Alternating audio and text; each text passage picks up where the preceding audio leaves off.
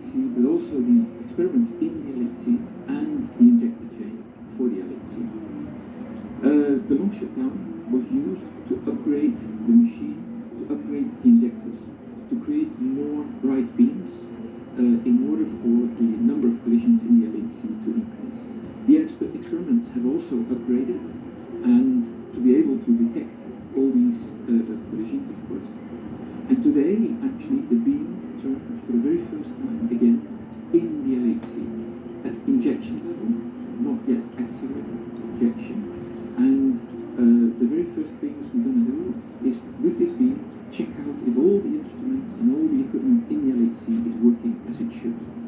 Everything has to work at the same time, like an orchestra, where all the music has to play synchronously for it to be beautiful. And that's the same in the LHC. For it to work, everything has to work at the right moment. Then what we're going to do is we're going to put some obstructions in the beam where we hit the particles on this obstruction. This will create a shower of secondary particles. And this can already be detected by the detectors. So that the detectors will light up. And the experimentalists can see if their detectors work in all the channels. And then in the coming periods, we will increase the energy of the beam to the world record of 6.8 tera electron volts, and then put the beams in collision. And this will happen in July, when the real physics will start again.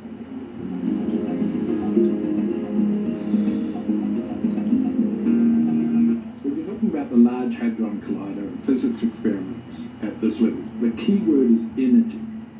What they're trying to do there is mimic, approach the energies that happened at the beginning of the Big Bang.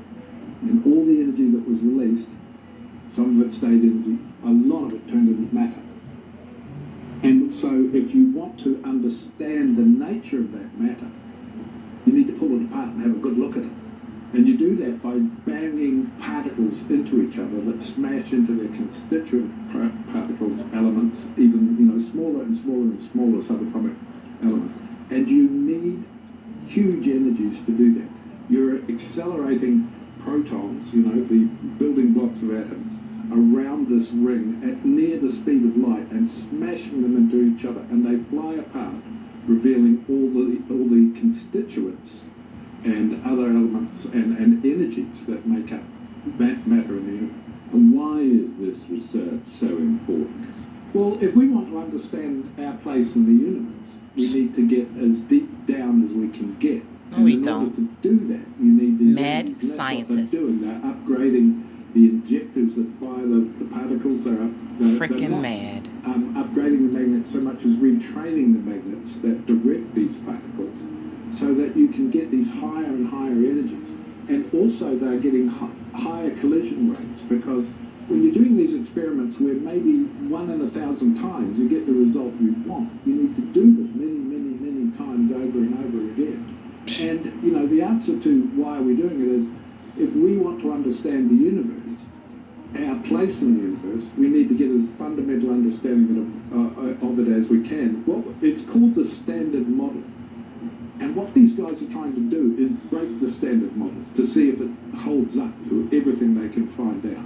Everything we know about the universe is all lumped together in this idea of the Standard Model. So what kind of timelines are we looking at here?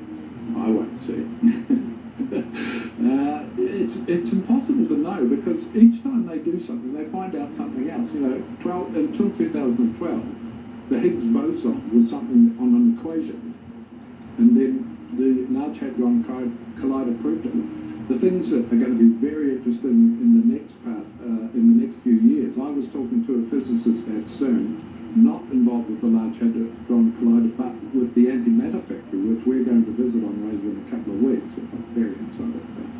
He said the raison d'etre for the Large Hadron Collider now is to try and discover dark matter. Dark matter in that Standard Model that I was talking about, and dark energy, are the bits we know have to be there, but we have no idea what they are.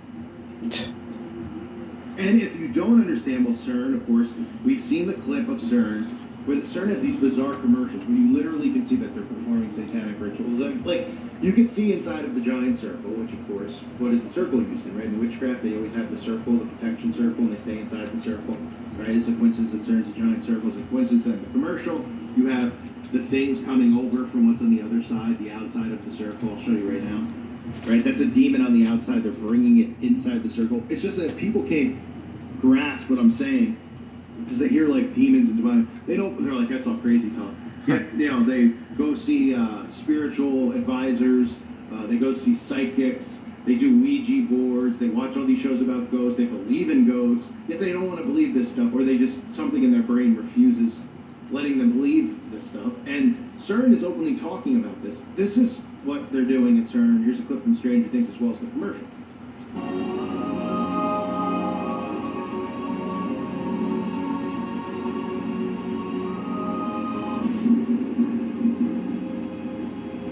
In Cosmos, Carl Sagan talks about other dimensions, like beyond our world. Basically, there are parallel universes, just like our world, with just infinite variations of it. We were thinking of more the evil dimension, like the Veil of Shadows. You know the Veil of Shadows? You can move forwards